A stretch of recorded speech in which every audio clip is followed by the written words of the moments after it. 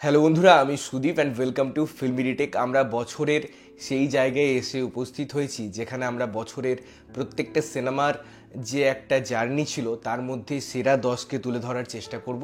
এবারে এরকম ভিডিও আরও আসবে যেখানে অবশ্যই খারাপ সিনেমা, সব থেকে খারাপ সিনেমা নিয়েও কথা থাকবে, হিন্দিতে সেরা 10টা সিনেমা নিয়ে কথা থাকবে, তো এই জার্নিটা কন্টিনিউ হবে। এবারে বাংলা সিনেমা চয়েস করার জন্য এবছর আমার কাছে মনে হয় কোনো বাধাই ছিল না, কারণ ব্যাপারটা খুব ইজি। প্রথমত, বাংলা সিনেমার অবস্থা আপনারা প্রত্যেকে জানেন যে খুব কম বাংলা সিনেমা রিলিজ করেছে এবং তার মধ্যেও ভালো সিনেমা খুব একটা রিলিজ করেনি, তাই এই ব্যাপারটা খুব ইজি। এবারে এই যে 10টা সিনেমা নিয়ে আমি কথা বলবো, যে র্যাঙ্কিং নিয়ে কথা বলবো, সেগুলো কিন্তু ভালো সিনেমা। এই ওভারঅল 2024-এ যে বাংলা সিনেমা রিলিজ করেছে তার মধ্যে, এর মধ্যে আমি যে 10টা সিনেমা নিয়ে কথা বলছি তার কোনো এরকম সাচেস র্যাঙ্কিং নেই যে 1 নম্বরে যে সিনেমাটা কথা বলছি সেটা একদম ভালো হয়েছে। এই 10টা সিনেমা অন্য সিনেমাগুলোর থেকে অনেক ভালো। এর মধ্যে কয়েকটা আমরা পয়েন্ট রেখেছি, অবশ্যই সেটা সিনেমার মেকিং, সিনেমার যেরকম অডিয়েন্সের কাছে গ্রহণযোগ্যতা পেয়েছে, আমাদের যেরকম ভালো লেগেছে, এবং তার সাথে সাথে বক্স অফিসও, সব কিছু দিক দিয়ে আমরা বিচার করেছি এবং তারপরে এই 10টা সিনেমার লিস্ট আমরা তৈরি করেছি। তো এই লিস্টে যে সিনেমাটা নিয়ে প্রথমে কথা বলবো বা 10 নম্বরে যেটা রেখেছি সেটা হচ্ছে বছরের একদম প্রথম দিকে রিলিজ করেছিল দেবালয় ভট্টাচার্যের বাদামি হায়নার কবলে। এবং এই সিনেমায় আমরা আবিরকে দেখেছি, আমরা একটা স্মার্ট প্রেজেন্টেশন দেখেছি, মিউজিক ডিপার্টমেন্টের একটা স্ট্রং প্রয়োগ দেখেছি, এবং ওভারঅল যে লুক অ্যান্ড ফিল ছিল, যেভাবে সিনেমাটা আমাদের কাছে প্রেজেন্ট করা হয়েছিল, যে ধারাটা ছিল, আমার মনে হয় সেটা আমার খুব সুন্দর লেগেছিল, খুব প্রমিসিং লেগেছিল, এবং লোকজনও কিন্তু সিনেমাটা নিয়ে বেশ প্রশংসা করেছে। যদিও সিনেমা হলে সিনেমাটা সেরকম অর্থে চলেনি, বাট এর মেরিটের জন্য সিনেমাটা এই লিস্টে অবশ্যই জায়গা করে নেয়। এরপরে যে সিনেমাটা নিয়ে কথা বলবো অর্থাৎ 9 নম্বরে, সেটা হচ্ছে অযোগ্য। এই সিনেমাটার প্রথম থেকেই ট্যাগলাইন ছিল অযোগ্য জুটির 50তম সিনেমা, অর্থাৎ প্রসেনজিৎ এবং ঋতুপর্ণা। এই সিনেমাটা কৌশিক গাঙ্গুলি পরিচালনা করেছেন, সিনেমাটা সমাদৃত হয়েছে, সেখানে শিলাজিৎদার পারফরমেন্স নিয়েও কথা হয়েছে, তাদের পেয়ারিং নিয়েও কথা বলা হয়েছিল। হ্যাঁ, সিনেমাটার অনেক পয়েন্ট ছিল যেগুলো নিয়ে আলোচনা হয়েছে, ঠিক আছে, বাট বক্স অফিসের দিক থেকেও কিন্তু সিনেমাটা একটা ভালো জায়গা দখল করতে পেরেছিল। একটা যে আমরা সময়ের মধ্যে যাচ্ছিলাম যে 2024-এ কীরকম কী কালেকশন হবে না হবে, সেই জায়গা থেকে বেরিয়ে অযোগ্য একটা ভালো সিনেমা হিসাবে আত্মপ্রকাশ করে, তাই এই লিস্টে অবশ্যই অযোগ্য 9 নম্বর স্থান দখল করছে। 8 নম্বরে যে সিনেমাটা নিয়ে কথা বলবো সেই সিনেমাটার নাম হচ্ছে সূর্য। এই পার্টিকুলার সিনেমাটা না বেশ ইন্টারেস্টিং, কারণ এই গল্পে বেশ কয়েকটা ভাষায় অলরেডি সিনেমা হয়ে গিয়েছিল, অর্থাৎ এটা একটা রিমেক সিনেমা।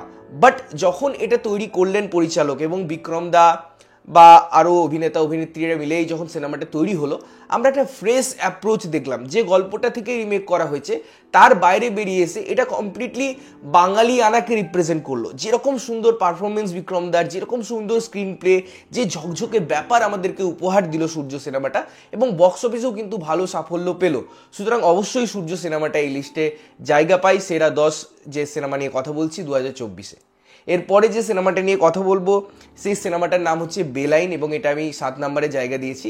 এই সিনেমাটা কিন্তু আমি যখন দেখি লোকজন সেরকম কথা বলছিল না, আমি যখন রিভিউ করি, সিনেমাটা নিয়ে লেখালেখি করি ফেসবুকে, তারপরে অনেকে সিনেমাটা দেখে এবং তারপর সিনেমাটা একটা হিউজ আলোচনার জায়গায় পৌঁছায়। সিনেমাটা বক্স অফিসে কালেকশন মোটামুটি করেছিল, কিন্তু সিনেমার যে প্লট ছিল, মেকার্সরা যে স্টাইলের সাথে সিনেমাটা প্রেজেন্ট করেছিলেন, ওই যে একটা ঘর, তার মধ্যেই একটা যে থিয়েটার আকারে প্রেজেন্ট করা হয়েছিল ঘটনাগুলো, গল্পটার মধ্যে যে একটা স্ট্রেংথ ছিল, একটা ফ্লো ছিল, এবং অবশ্যই অভিনেতাদের দারুণ অভিনয়, তো মিলিয়ে মিশিয়ে আমার মনে হয় বেলাইন একটা 2024-এর আনএক্সপেক্টেড সিনেমা, যেখান থেকে আমরা এতটা এক্সপেকটেশন রাখিনি, বাট এতটাই ভালো হয়েছে সিনেমাটা যে 2024-এর 10টা সেরা সিনেমা নিয়ে কথা বলতে গেলে অবশ্যই বেলাইনকে নিয়ে কথা বলতে হবে।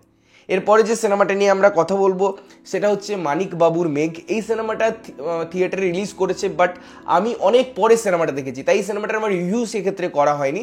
এটা ফেস্টিভ্যালে ঘুরেছে, এবং সিনেমাটার মধ্যে যে একটা স্নিগ্ধতা আছে, সিনেমাটার মধ্যে যে একটা সহজ ব্যাপার আছে, তার সঙ্গে তার মেকিং, তার পারফরমেন্স, প্রত্যেকটা জিনিস এত ভালোভাবে এসেছিল যে অবশ্যই এই সিনেমাটা দেখার জন্য আমি মুখিয়েছিলাম, এবং যখন দেখলাম সত্যি ভাবলাম যে না, এই সিনেমাটা একটা দারুণ সিনেমা এবং অবশ্যই অবশ্যই এই সিনেমাটা 2024-এর সেরা 10 সিনেমা নিয়ে যদি কথা বলতে হয় তার জায়গা একটা দখল করে থাকবেই। এরপরে যে সিনেমাটা নিয়ে কথা বলবো সেই সিনেমাটার নাম হচ্ছে চালচিত্র। এই সপ্তাহে সিনেমাটা রিলিজ করেছে এবং আমরা 2024-এ এই যে থ্রিলার ঘরানার সেরকম কাজ পাচ্ছিলাম না, যে কটা হচ্ছিল সেই মনে হচ্ছিল কোথাও গিয়ে ছেলে ভোলানো থ্রিলার বা সেরকম ইম্প্যাক্ট ফেলতে পারছিল না।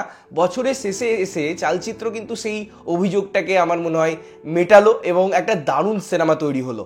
যেমন তার পারফরমেন্স, যেমন তার অভিনয়, যেমন তার মিউজিক, যেমন তার স্টোরি টেলিং, আমার মনে হয় অবশ্যই 2024-এ একটা ভালো জায়গা ডিমান্ড করছে এই সিনেমাটা, তাই আমার লিস্টে অবশ্যই চালচিত্র থাকছে। এরপরে যে সিনেমাটা নিয়ে কথা বলবো সেই সিনেমাটার নাম হচ্ছে পারিয়া।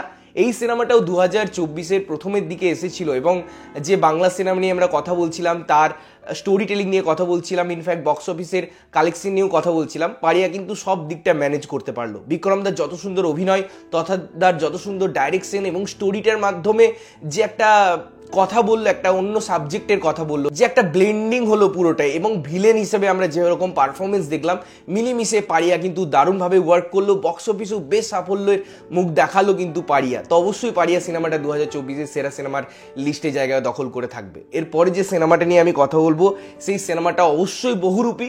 2024-এ পুজোর উইন্ডোজের সিনেমা, শিবুদা নন্দিতাদির পরিচালনা, আবির, রীতা ভরি বা কখনো কৌশানী এবং অবশ্যই শিবুদার পারফরমেন্স এবং কৌশানীকে এরকমভাবে প্রেজেন্টেশন আমরা জাস্ট ভাবতে পারিনি। যত ভালো মিউজিক, যত হিট হয়েছে, তার সাথে সাথে স্টোরিটার যে প্রেজেন্টেশন ছিল, যে ডাকাতির গল্পটা ছিল এবং ওভারঅল যে ইম্প্যাক্টটা তৈরি করতে পেরেছিল গল্পটা, সেটা সত্যিই ভালো। বক্স অফিসে দারুণ সাফল্য পেয়েছে, তাই অবশ্যই 2024-এর সেরা লিস্টে জায়গা করে থাকছে বহুরূপী। এরপরে যে সিনেমাটা নিয়ে কথা বলবো সেটা হচ্ছে বুমেরাং।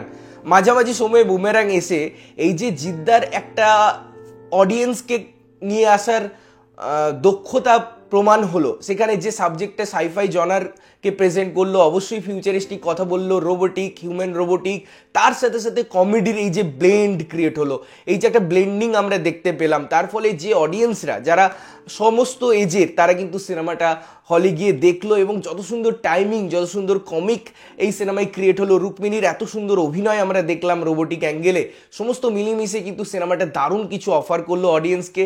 জিদ্দার সেরকম গ্ল্যামার, সেরকম লুক সিনেমাটাকে একটা আলাদা হাইপে নিয়ে গেল এবং অবশ্যই পরিচালক সেই জিনিসটা আমাদের কাছে তুলে ধরতে সক্ষম হলেন। তাই অবশ্যই বুমেরাং এই বছরের অর্থাৎ 2024-এর সেরা 10-এর তালিকায় জায়গা করে থাকবে। এরপরে যে সিনেমাটা নিয়ে কথা বলবো সেটাও জাস্ট কিছুদিন আগে রিলিজ করেছে এবং হয়তো যদি সিনেমাটা স্পেস পাই তাহলে বছরের সেরা সিনেমা হতে চলেছে বক্স অফিসের অ্যাঙ্গেলে। সিনেমাটা হচ্ছে খাদান। দেবদার কামব্যাক, এত বড় স্কেলে একটা সিনেমা তৈরি করা, কমার্শিয়াল সিনেমা, দারুণ ইম্প্যাক্ট। সিনেমাটা নিয়ে কথা হয়েছে, সিনেমাটার ইমপ্রুভমেন্ট এরিয়া নিয়ে কথা বলা হয়েছে, সেগুলো অন্যের বিষয়। বাট যেরকমভাবে কমার্সকে সিনেমা নিয়ে আসতে পারলো, যেরকমভাবে এতদিন পর পুরনো অবতারে আমরা দেবদাকে দেখলাম, যিশুদার সাথে তাদের যে ব্লেন্ডিং দেখলাম এবং ওভারঅল যে জিনিসটা, যে গ্র্যান্ডারটা ক্রিয়েট করলো এই সিনেমাটা বাংলা বক্স অফিসে এবং বাংলা সিনেমার ক্ষেত্রে, সেটা অবশ্যই মনে রাখার মতো, সেটা একটা দারুণ কাজ করলো। তো মিলেমিশে অবশ্যই খাদান 2024-এর সেরা 10-এর তালিকা ডিজার্ভ করে এবং তাই এই সিনেমাটা থাকছে। এরপরে আমাকে এটা বলতে হয় যে যে সিনেমাগুলো নিয়ে আমি কথা বললাম এই লিস্টে, সেগুলো প্রত্যেকটাই থিয়েটারে রিলিজ করেছে। এরকম অনেক সিনেমা আছে যেগুলো শুধু ওটিটিতে রিলিজ করেছে, সেই সংখ্যাটা অনেক কম। তাই আমি যদি 3-4টে বেস্ট ওটিটি রিলিজ নিয়ে কথা বলি তো সেখানে সেগুলো রাখবো। এটা কমপ্লিটলি যে সিনেমাগুলো থিয়েটারে রিলিজ করেছে তার উপর বা তার নিরিখে আমি কথাটা বললাম। তবে 2025-এ আমি চাইবো যে আরও ভালো সিনেমা আসুক।